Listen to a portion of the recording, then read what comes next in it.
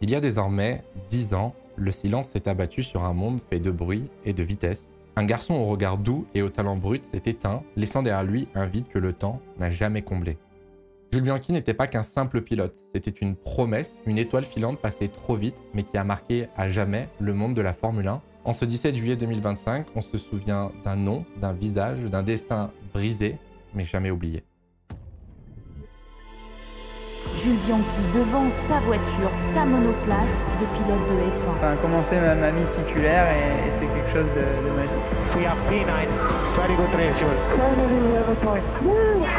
I'm so happy.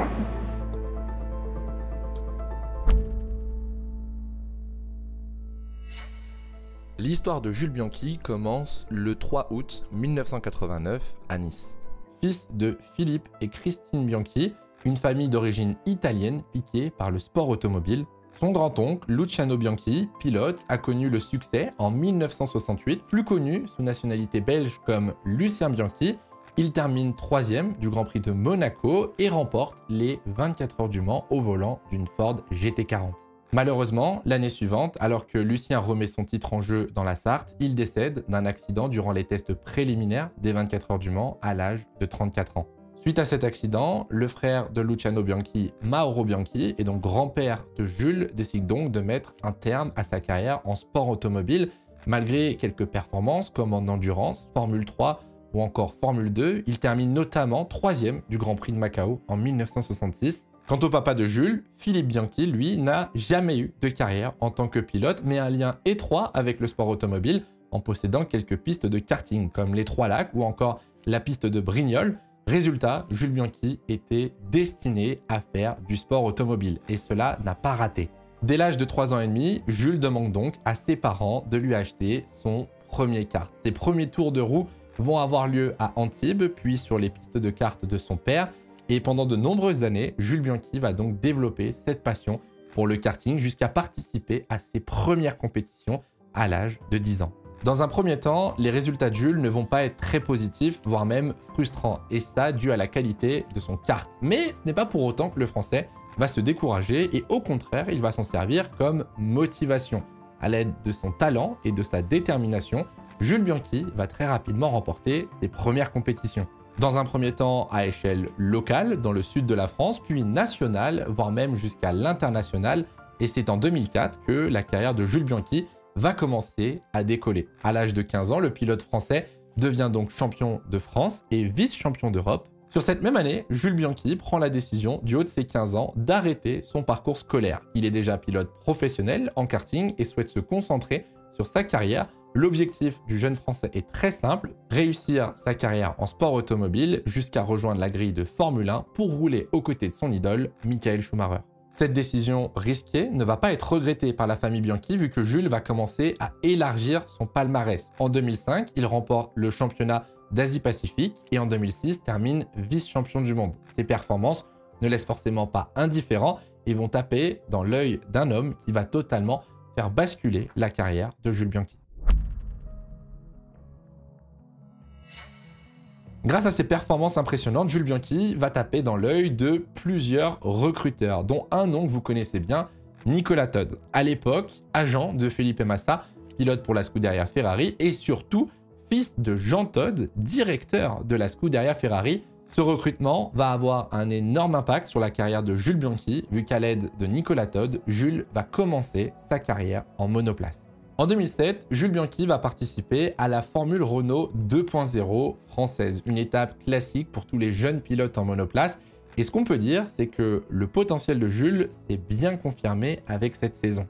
En l'espace de 13 courses, Jules Bianchi va prendre 5 pole positions, remporter 5 courses et monter 11 fois sur le podium de ce championnat. À l'âge de 18 ans, Jules Bianchi devient alors le pilote le plus jeune à remporter le championnat de Formule Renault 2.0 française. Et sans prétention, marche dans les traces d'un des plus grands champions de notre sport, Alain Prost, qui était le dernier champion de Formule Renault française à avoir remporté le titre en tant que rookie. Impressionné par les performances du Français, Nicolas Todt n'a d'autre choix que de faire monter Jules en catégorie et cette fois-ci rejoint la Formule 3 Euro Series au volant d'une Hard Grand Prix, écurie fondée par Nicolas Todt aux côtés de Frédéric Vasseur et une nouvelle fois, Jules Bianchi impressionne pour sa première saison. Pour sa première saison, dans un championnat quand même très relevé, Jules Bianchi termine avec 2 pole positions, 2 victoires dont sa première au Mans et un total de 7 podiums. Sur la même année, il remporte aussi le Masters Formule 3 à Zolder et termine avec le titre de meilleur rookie. Au final, une 3e place au classement derrière Eduardo Mortara et Nico Hülkenberg, mais l'important n'est pas là, le potentiel est confirmé. Jules Bianchi enchaîne donc pour une 2e année en Formule 3 Euroseries. Pour cette 2e saison, pour Jules Bianchi, l'objectif est totalement différent mais très simple, remporter le titre. Et cela est une banalité pour Jules Bianchi. En l'espace de 20 courses, Jules Bianchi va remporter 9 grands prix, 6 pole positions avec un total de 12 podiums. Jules s'impose largement devant des pilotes que vous connaissez sûrement comme Valtteri Bottas ou encore Esteban Gutiérrez. Et forcément, au vu des 2 saisons précédentes, Nicolas Todt en profite pour récompenser Jules Bianchi. En bon contact avec la Scuderia Ferrari, Nicolas va réussir à inscrire Jules à un test rookie à Jerez en 2009 au volant d'une Formule 1 de la Scuderia. Pour la première fois de sa vie, Jules Bianchi va monter au volant d'une Formule 1. Il va enchaîner les tours étant très rapide et va réussir à convaincre les dirigeants de la Scuderia Ferrari. Jules Bianchi devient alors le premier pilote à rejoindre la Ferrari Driver Academy créée la même année. Et pour cette occasion, Jules décide donc de déménager à Maranello, au cœur de l'usine italienne, pour commencer une réelle collaboration et travailler avec la Scuderia. Jules Bianchi devient donc le premier pilote de la Ferrari Driver Academy et de ce fait passe en GP2 Series, l'antichambre de la Formule 1 actuellement appelée Formule 2. Jules Bianchi, toujours aux côtés de Hart Grand Prix, décide de participer à la GP2 Asia durant l'hiver afin de se préparer et commence la saison avec une très belle performance. Pole position à Barcelone pour le premier round de la saison. Malheureusement pour Jules, lors de ce premier week-end, ça ne va pas se passer comme prévu et le pilote français ne va marquer aucun point. Et c'est un petit peu à l'image de cette première saison de GP2. Des week-ends en dents de scie, tout simplement, parfois performants avec des résultats encourageants et d'autres un petit peu plus décevants où de réelles opportunités vont être ratées. Dans cette saison de GP2, un des grands prix les plus marquants va être celui en Hongrie, où Jules malheureusement va être impliqué dans un accident avec plusieurs pilotes. Au final, le Français s'en sort avec quelques douleurs au dos, la fracture d'une vertèbre. Il va donc devoir passer plusieurs semaines au repos et ne sera déclaré apte à reprendre la compétition que pour le Grand Prix de Belgique à Spa-Francorchamps. À son retour, les performances sont un petit peu mitigées et décevantes pour Jules Bianchi, qui termine au final 3e de cette saison, derrière Pastor Maldonado et Sergio Pérez. Le pilote français termine quand même avec le plus de pole position, avec un total de 4 podiums, mais aucune victoire. Le seul titre à tirer de cette saison de GP2 sera celui de meilleur rookie, mais ce n'est pas suffisant pour Jules Bianchi et Nicolas Todt. Jules Bianchi souhaite donc se relancer et participer à une 2e saison de GP2 afin de confirmer son statut de favori pour le titre. Mais entre-temps, à noter en fin d'année 2010, la Scuderia Ferrari annonce officiellement que Jules Bianchi devient pilote d'essai pour l'écurie italienne pour la saison 2011. Une nouvelle étape dans l'objectif ultime de rejoindre la Formule 1. Malheureusement pour Jules, tout ne va pas se passer comme prévu et malgré son statut de favori, entre malchance et manque de performance, Jules Bianchi va une nouvelle fois terminer 3e de la saison 2011 de GP2 Series. Une saison ultra dominée par Romain Grosjean au volant de Sadams. La saison se termine avec un total de 6 podiums, une pole position et une victoire sous la pluie à Silverstone. Et malgré ces résultats qui peuvent paraître décevants, Jules Bianchi laisse quand même une impression très positive dans les paddocks. On parle quand même d'un talent immense, accompagné d'un travail acharné et d'un grand calme.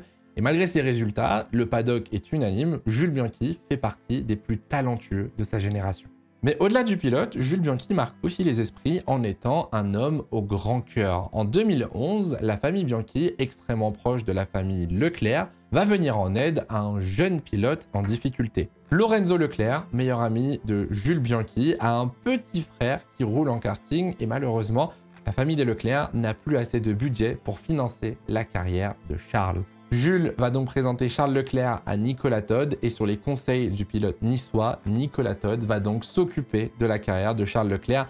La suite de l'histoire, vous la connaissez, Nicolas Todt est encore aujourd'hui manager de Charles et Charles ne s'en est jamais caché. S'il doit sa carrière en sport automobile à quelqu'un, c'est en grande partie à Jules Bianchi. Malgré toutes les éloges que le paddock peut faire à Jules Bianchi, à ce moment-là, il n'y a pas de place en Formule 1. Impossible de trouver un baquet, mais une opportunité va se présenter à lui chez Force India. Il va devenir pilote de réserve et participer en 2012 à 9 séances d'essai libre 1 en remplaçant Nico Hülkenberg et Paul Di Resta. En parallèle, en 2012, il va arrêter le GP2 Series et se lancer dans une autre antichambre de la Formule 1 à l'époque, la Formula Renault 3.5, et remporter le titre constructeur avec son écurie Tech One. Malheureusement pour Jules, encore une opportunité de rater et termine vice-champion pilote. Avec 5 victoires, 3 pole positions et 6 podiums, le pilote français s'accroche avec Robin Fringe dans la dernière course à Barcelone et Robin Fringe termine champion devant Jules Bianchi. Une fin de saison frustrante qui va pendant très longtemps rester en travers de la gorge de Jules Bianchi, d'autant plus qu'une autre mauvaise nouvelle va venir se rajouter quelques semaines plus tard. Après une saison complète au volant de la Force India, Nico Hülkenberg décide de quitter l'écurie indienne et à ce moment-là, il faut un coéquipier pour Paul Di Resta. Jules Bianchi semble être le favori dans ce scénario et malheureusement pour lui, Force India va faire appel à Adrian Sutil. Un pilote avec un petit peu plus d'expérience, mais surtout plus d'argent, essentiel dans la survie de l'équipe indienne en Formule 1. En l'espace de quelques mois, Jules Bianchi fait face à 2 énormes désillusions. Jules voit littéralement son rêve de rouler en Formule 1 s'évaporer devant ses yeux, mais cette déception ne sera que de courte durée.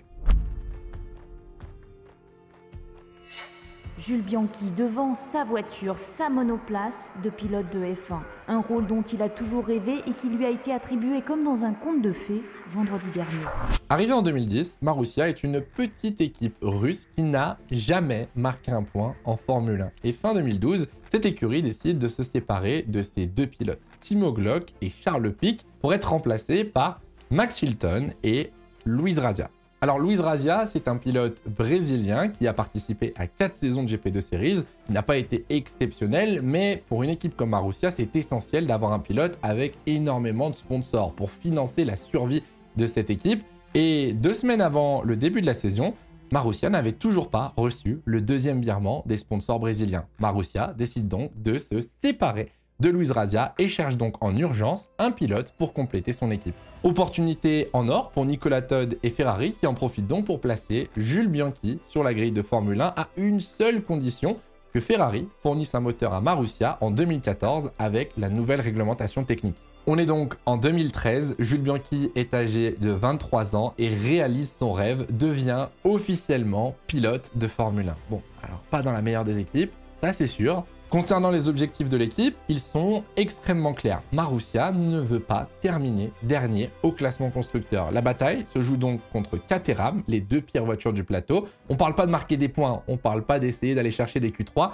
Il suffit tout simplement de terminer devant cette équipe et de remplir au maximum les caisses de l'écurie russe.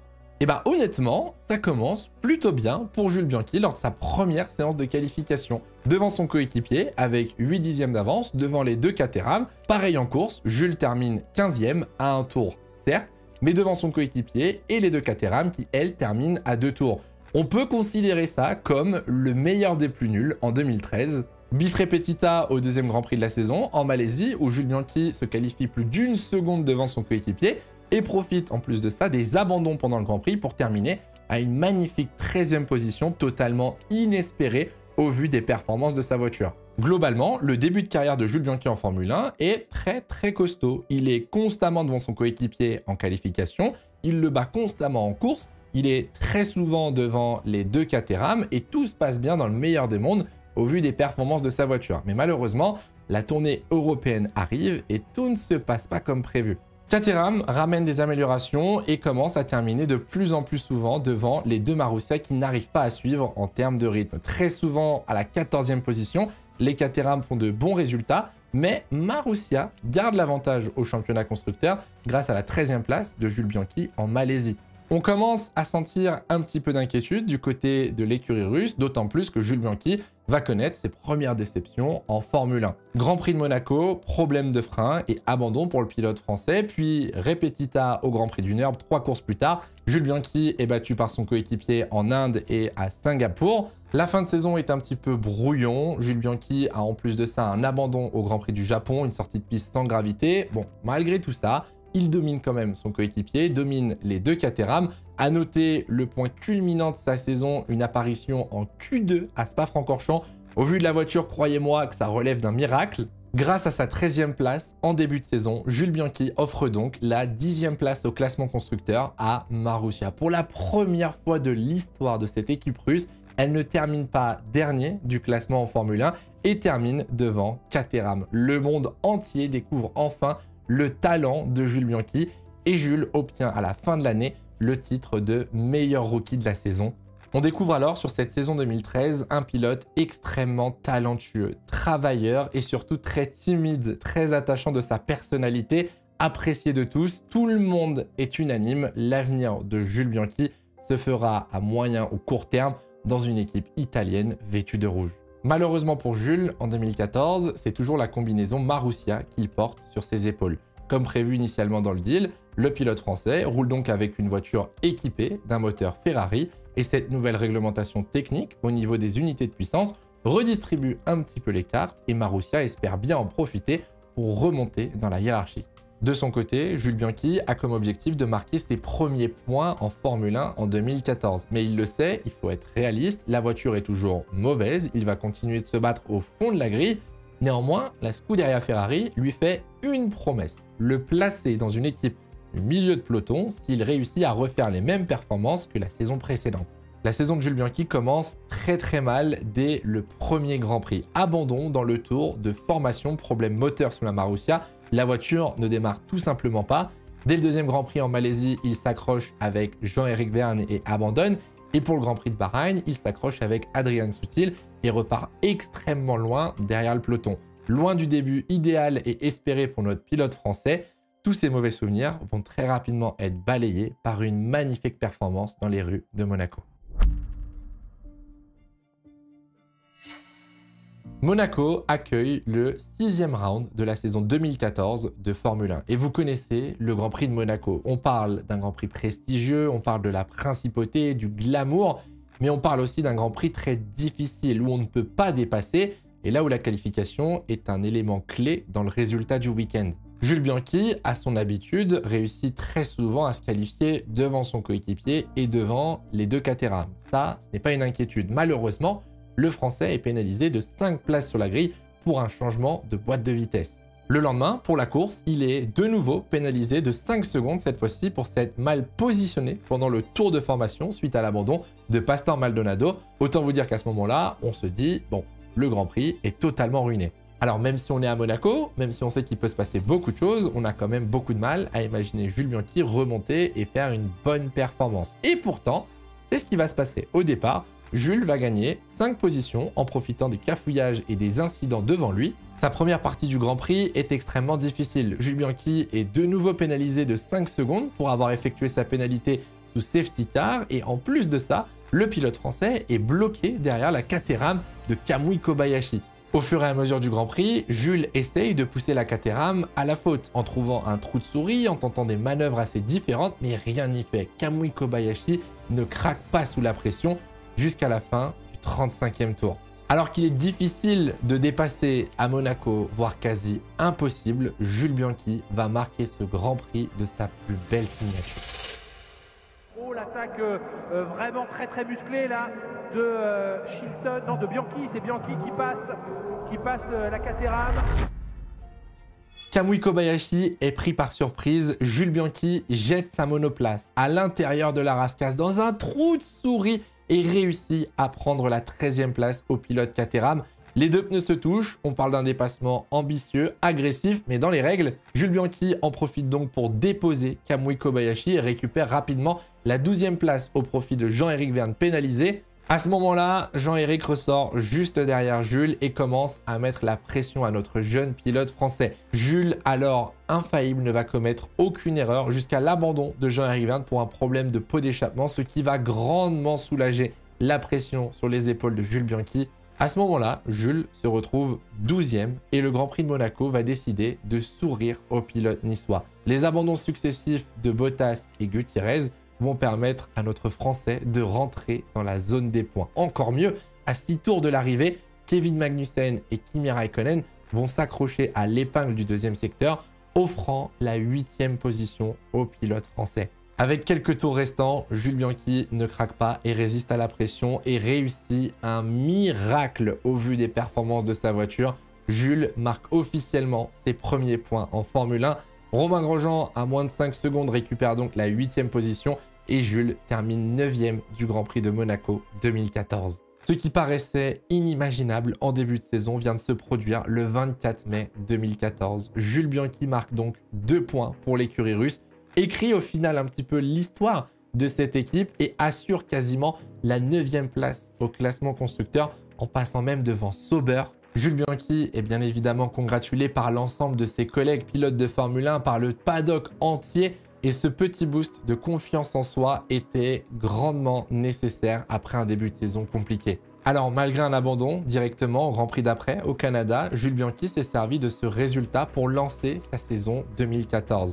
Il a terminé à 6 reprises sur 7 week-ends devant son coéquipier et les Caterham en qualification. Il est passé en Q2 à 2 reprises à Silverstone et Spa-Francorchamps et puis se retrouve à se battre pour des P14 avec Marcus Ericsson. Dit comme ça paraît ridicule, mais honnêtement, au vu des performances de la Marussia, ça reste quand même de très belles performances. Jules aborde donc le dernier tiers de cette saison 2014 en pleine confiance avec des résultats encourageants et arrive sur l'un de ses circuits préférés, le Grand Prix du Japon à Suzuka. Le Grand Prix du Japon 2014 a lieu du 3 au 5 octobre sur le circuit de Suzuka. C'est un Grand Prix extrêmement important pour Jules. Il s'agit de l'un de ses circuits préférés, d'autant plus que l'année précédente, il avait terminé sa course dans le bac à gravier. Ce week-end est aussi marqué par une pression supplémentaire pour Jules Bianchi vu qu'on arrive sur la fin de saison et que Jules doit continuer d'impressionner pour convaincre une écurie du milieu de peloton afin d'avoir un baquet plus intéressant. L'objectif, il est très simple pour la Scuderia Ferrari, c'est de placer Jules dans le milieu de peloton pendant 2 ans afin de le préparer avant de rejoindre la Scuderia Ferrari. Et ça tombe bien parce que le vendredi du Grand Prix du Japon, Jules Bianchi signe un pré-contrat avec l'écurie Sauber. Alors réalistiquement parlant, ils sont 6 à avoir signé ce pré-contrat grâce au moteur Ferrari, mais au vu des performances et au vu des profils, Jules était clairement le favori pour rouler chez Sauber en 2015. En qualification, Jules domine une nouvelle fois son coéquipier avec 5 dixièmes d'avance et se qualifie 20e, promu à la 18e place grâce aux pénalités de Maldonado et Jean-Éric Vergne sur un circuit qu'il affectionne tout particulièrement. L'avenir de Jules en Formule 1 se joue possiblement sur la course du lendemain.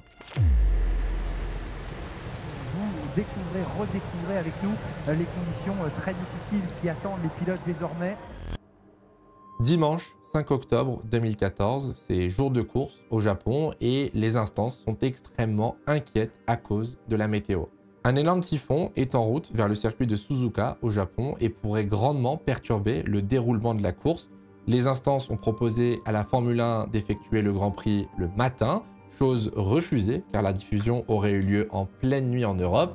Initialement prévu à 14 h, le départ de la course est repoussé à de nombreuses reprises à cause d'une pluie violente qui s'abat sur le circuit et à 15 h, la décision est donnée de lancer le Grand Prix du Japon 2014 sous safety car. À la fin du premier tour, toujours sous régime de voiture de sécurité, Marcus Ericsson perd le contrôle de sa monoplace et part en tête à queue. Le drapeau rouge est brandi, la course est de nouveau interrompue et après 30 minutes d'attente, la course reprend une deuxième fois, toujours sous régime de safety car. Les tours s'enchaînent, mais les avis divergent. Certains pilotes souhaitent commencer le Grand Prix et souhaitent rouler, comme par exemple Jules Bianchi qui explique que la piste est praticable. D'autres sont beaucoup plus inquiets, comme Sébastien Vettel qui lui explique que la visibilité rend la chose compliquée et surtout très dangereuse. La course est donc officiellement lancée. Au 10e tour, la safety car rentre au stand et la piste va rapidement sécher. Une trajectoire va apparaître et au bout de quelques tours, les premiers pilotes vont rentrer au stand pour chausser des pneus intermédiaires largement plus rapides que les pneus pluie. Les tours s'enchaînent, la piste sèche peu à peu malgré le fait que la pluie continue à tomber, puis le DRS est activé, ce qui permet d'ailleurs à Lewis Hamilton d'attaquer son coéquipier Nico Rosberg qui partait en pole position. La bataille entre les deux Mercedes n'est pas très intense, Lewis Hamilton est beaucoup plus rapide et au début du 29e tour, le Britannique prend la tête de la course et surtout s'envole en mettant 4 secondes à son coéquipier en l'espace d'un tour. Mais la pluie commence à regagner en intensité sur le circuit japonais. Les conditions deviennent de plus en plus piégeuses et la visibilité commence à être réduite. Il fait quasiment nuit à Suzuka et les pilotes commencent à ne plus voir grand-chose. À ce moment-là, Jules Bianchi est à la bataille avec Adrian Sutil, la Sauber, qui le poursuit. Et au 40e tour, le pilote allemand commet une erreur au virage 7 et effectue une sortie de piste à basse vitesse. Adrian Sutil sort lui-même de sa monoplace et un engin de levage rentre sur le circuit afin de venir dégager la voiture accidentée. L'intervention prend du temps, un double drapeau jaune est alors présenté au virage 7 pour prévenir du danger, mais la direction de course va prendre la décision de faire sortir la voiture de sécurité. L'inquiétude naît alors quand on voit la voiture médicale sortir en même temps que la voiture de sécurité. Adrian Sutil semblait bien aller en sortant lui-même de sa monoplace, l'impact n'était pas violent, et c'est un tour plus tard que la direction de course décide alors de suspendre le Grand Prix du Japon. Drapeau rouge, de nouveau, à Suzuka.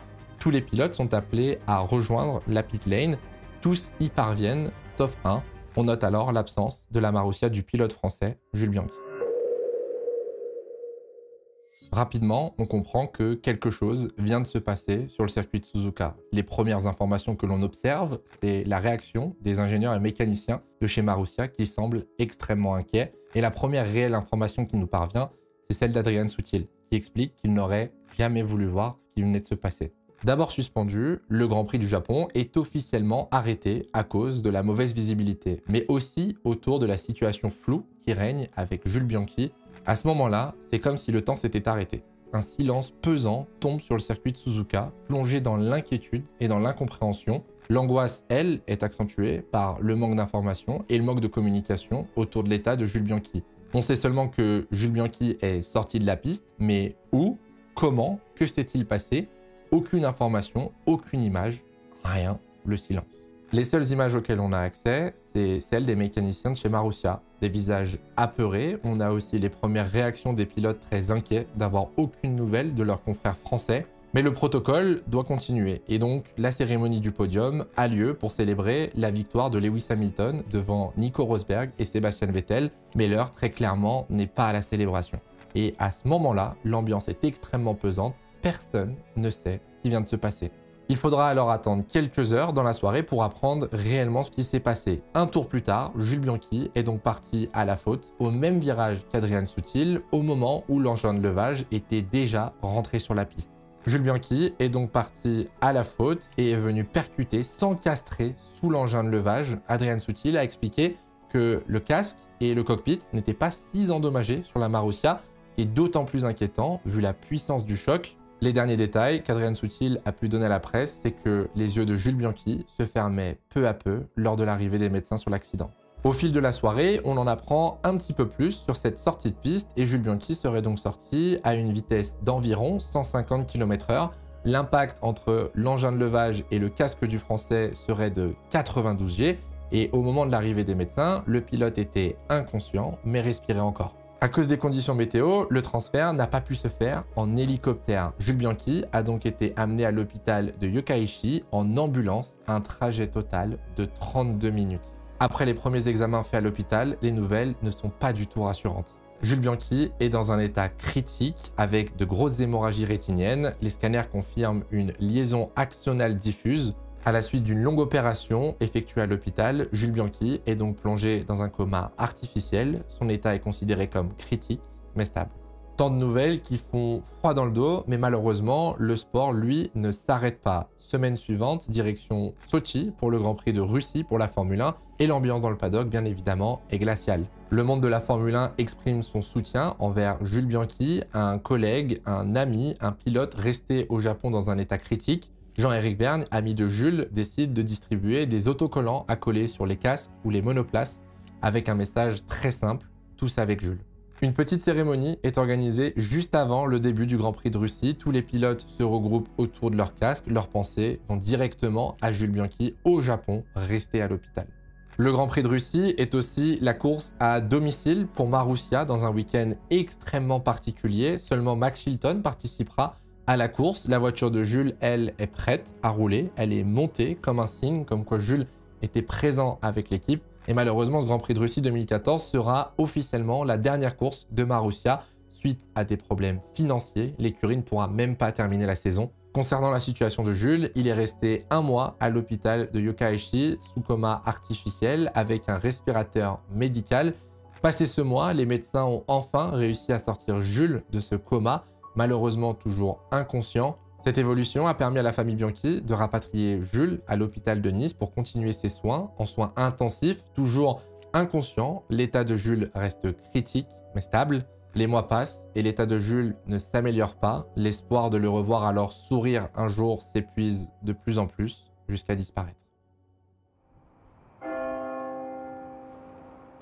Sous les applaudissements, son cercueil est porté par de jeunes pilotes dans la cathédrale Saint-Tréparat de Nice. Avec la disparition à 25 ans de l'espoir français, le monde de la Formule 1 perd un jeune prodige.